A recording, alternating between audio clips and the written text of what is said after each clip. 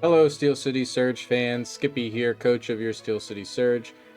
Back for another draft analysis. This time we're back after a couple weeks slash a month break from doing just upload, Pokemon draft leagues, all that fun stuff. Definitely just needed a break to reset mentally and physically. A lot of recent upload leagues like NBBL and WPF, they just took their toll on me. I'm probably going to limit myself to basically one league going forward in terms of just doing upload. Doing two at once was definitely not a smart move, and I'm a pretty busy guy, so definitely not the smartest move in my book. But I digress. We are here to showcase another draft league that we're joining.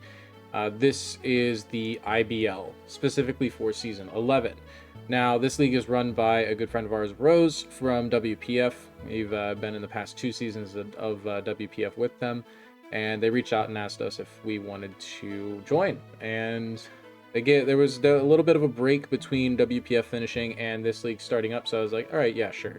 That's fine. That'll give me enough time to reset and get ready for this season and continue to try to build myself up as a draft league player and coach. So Steel City Surge is now coming to IBL. And for this draft league, it's pretty standard, more or less. We have to draft at least 10 Mons, though, I believe. Well, we drafted 10 Mons at least. So we had roughly 115-ish points or so. I can't remember off the top of my head what it was. But there's only 12 coaches in this league, so there's going to be some more opportunity to use some certain mons that we probably haven't gotten to use a whole lot in the past. And it's pretty much free Terra as well. Terra preview, that fun little game we play with high tier Terra. So there's some really good Terra captains available for us. Unfortunately, we got 7th pick in the draft, so not exactly a great selection. We missed out on some top tier Pokemon like Terra Zarude, Terra Raging Bolt. But there was a mon that fell to us that I felt like I couldn't really pass up too much. We ended up snagging Palafin. Palafin is a really interesting mon. It starts out in its baby form, and with its ability 0 to Hero, transforms into this monster behemoth of an offensive unit. It's also pretty tanky. It's got some good defensive stats, as you can see in the top left of your screen there. But its offensive stats is where it shines. It's got 160 base physical attack at least, and 106 special attack. So it's up there with like slacking in terms of physical offensive output, and that's just with base stats. And it gets a really good priority move with Jet Punch, so you can use its 100 base speed, which is solid, but it's not great. A lot of things outspeed it still above that 100 base speed tier, but it has Jet Punch, which is a really good priority water move. It gets decent enough coverage. It can be run special, it can be physical. It's mostly going to be physical. It's going to tear some holes into certain teams, but we need to switch it in and then switch it out in order to get there. So, pretty solid first pick. I mean, Palafin doesn't take a whole lot to really get it going. We just need some bulky pivots and such, and I think we do that decently well throughout the draft, as well as some entry hazard control, which we do address with our next pick. On the back swing in round 2, we ended up snagging up Iron Treads. We've used Treads before. It's a very solid mon. Very physical, very fast, decent enough bulk, at least on the physical side. Special side, not so much, but it's got a very good move pool. It's very supportive. Rapid Spin is massive in draft, so very happy with getting a top tier spinner in this league to pair with Palafin. It gets Volt Switch, so it can pivot around a little bit. It's a ground type, very good ground type for us, and a very much needed steel type as well. So getting some decently good types out of the way. It's got some very good coverage with Ice Spinner. It gets like Wild Charge and Supercell Slam. It's like rock moves, rock slide, smackdown, that stuff. So it's got some very good supporting options for us. It can be a nice fast pivot into Palafin if we really need to. Booster Energy is a very good item to have for it with Quark Drive. So a lot of things we can do with this guy. We had a lot of fun with him last season of WPF. We had a lot of fun. He actually got a 5-0 sweep for us, something like that, but it's a very fun mon to use. And coming into round 3, I'm thinking to myself, okay, I have my primary Pokemon. I have a supporting Pokemon. Now I need something that can be a little bit of speed control. Like, I really want to address speed a little bit. and I really want a Terra Captain too. And I'm looking at the Terra Captains on the board, and I'm very surprised this guy is still on the board. We got Tornadus Therian with free Terra. Now, this thing is a very good user of Terra. It's a base, just normal flying type, just a bare minimum flying type. With 121 speed, though, so it gets me into that 120 speed tier. Obviously, you want to be a little bit faster than that, but this guy's pretty fast anyway. Plus, with Regenerator as its ability, very, very good mon. So it can make use of that free Terra. It can be a defensive Terra, it can be an offensive Terra. It's got very solid bulk, 79 HP, 80 defense, 90 special defense, and some pretty good offenses too. 110 in special attack is nothing to scoff at, 100 physical attack isn't anything to scoff at. Plus we can get a perfectly accurate special flying move with flying Terra Blast. So we have some very good options there. It gets some very good supporting move pool. It gets stuff like Knockoff, Heat Wave, it gets pivoting with U-Turn. It gets like Tailwind and such. It's a very useful mon. It can be very offensive, it can be bulky and supportive. It fills a lot of different roles for us in that regard, and gives us a very strong typing with flying, and any Terra along with this guy, you can use it for basically anything. This guy is going to be like basically in every weak mon, more or less. It's a very good high tier Terra for us. This guy cost a lot of points too. It was like 21, 22 points or something like that. So we're gonna get its worth out of it. But somehow we got him in round 3. Very happy with that selection. And pivoting away from Tornadus, I'm thinking to myself, okay, I want something with Regenerator to try to pair with Tornadus, and something else that can maybe pair with Palafin and Iron Treads a little bit. And I'm looking at the board, I'm like, I don't want to spend a ton of points here. I don't think that's a good idea. And I settled on a pick of Hydrapple, something I haven't used before. And it's not a bad typing. Dragon and Grass is not the best defensive combination, but it's very good offensively. It's got 120 base special attack, which is something else I was looking for. I was looking for a nice special attacker to be kind of a special breaker in a sense. It also gets Regenerator. It gets some nice abilities too with, I forget its one ability with the Syrup. I believe that's just like evasion and such, which we aren't going to be using really that much.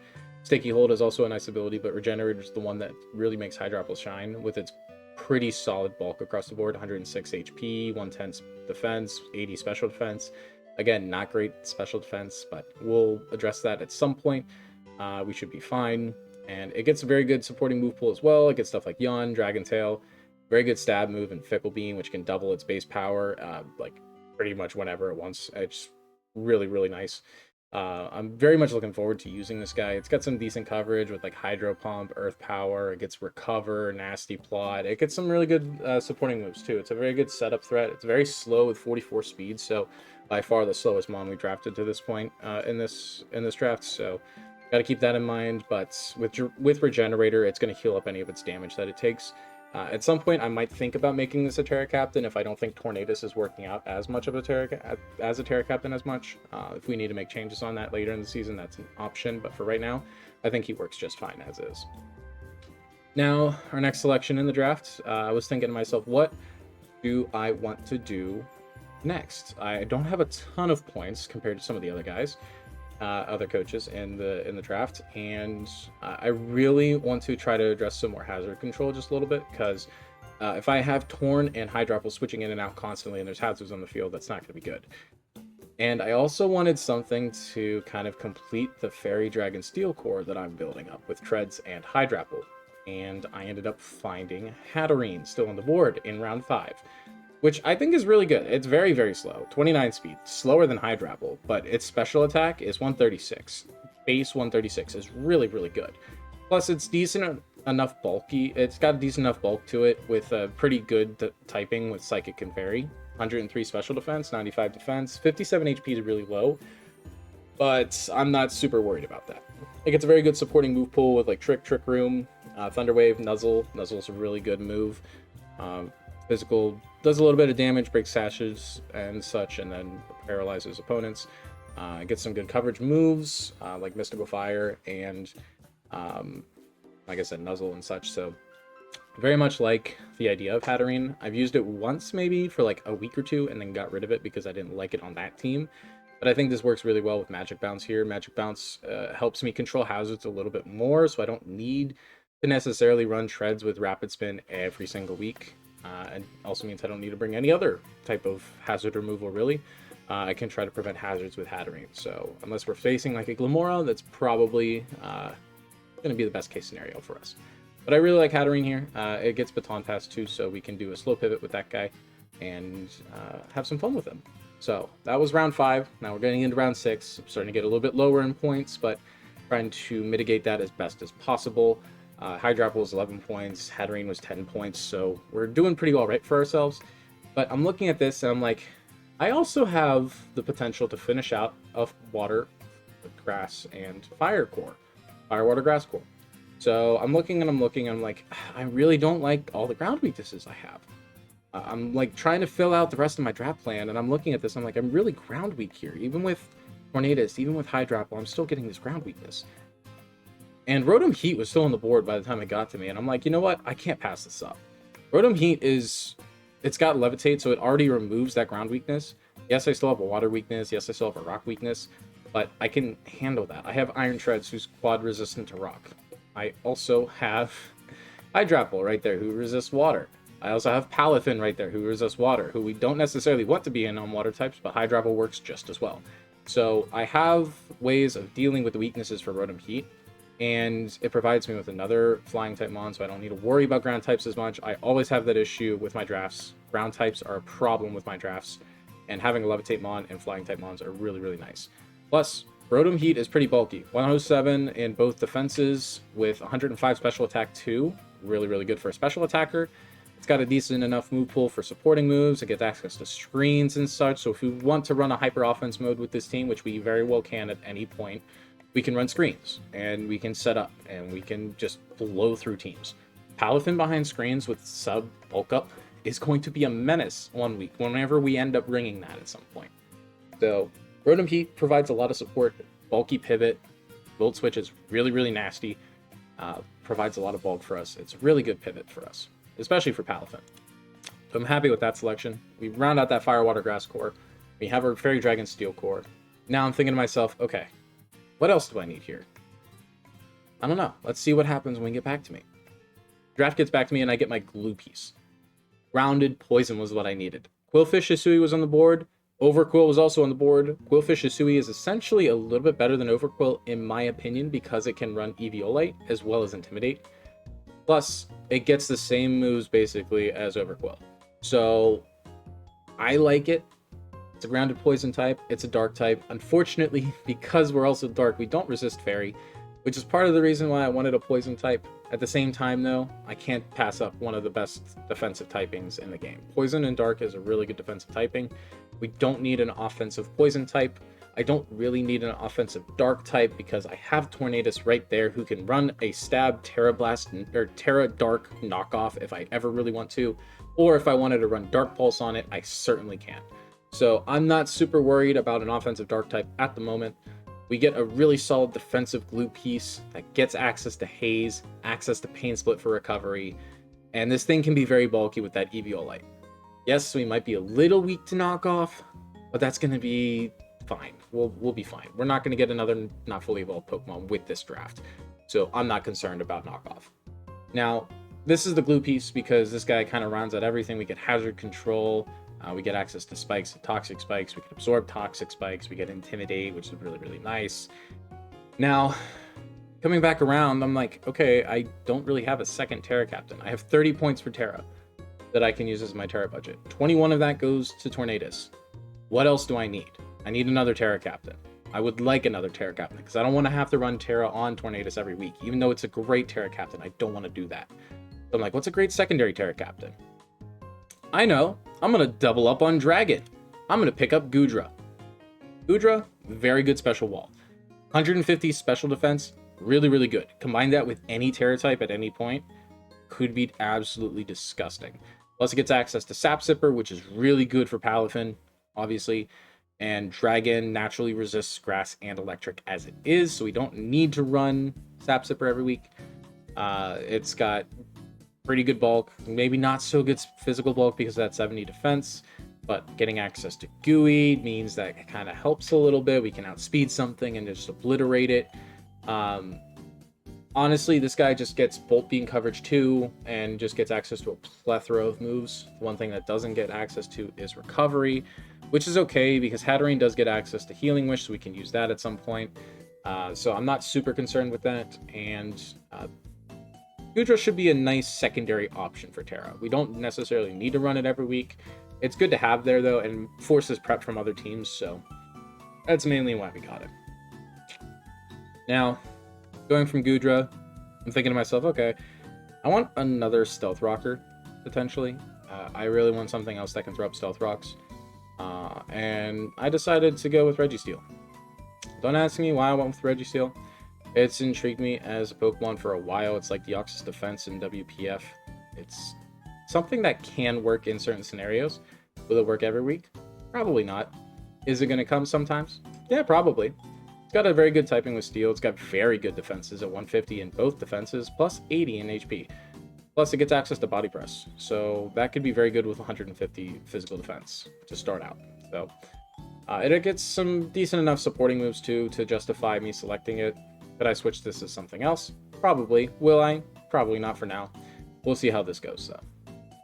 And last but not least, for our 10th and final member of the team, I wanted a fighting type. And the fighting type we ended up getting is something we've used him before. Hariyama.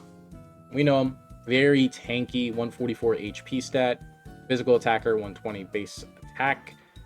Not so great. Defenses at 60, very slow at 50 speed, but gets access to some really good abilities, a really good move pool. Abilities being like Guts, Sheer Force, Thick Fat. Really good abilities. And the move pool gets access to stuff like Belly Drum, Knockoff, Whirlwind, which is really nice for phasing. Bullet Punch, really nice as well. So Hariyama, very, very good, bulky fighting type. Should be able to do quite a bit for us. Probably not a whole lot, but enough to justify making it our 10th selection. So, with all of that being said, this is the Steel City Surge roster to start IBL Season 11. Thank you guys so much for watching. Hope you enjoyed. I know it's a longer video for a draft analysis, but it is what it is. I feel like I've gotten a very solid roster here.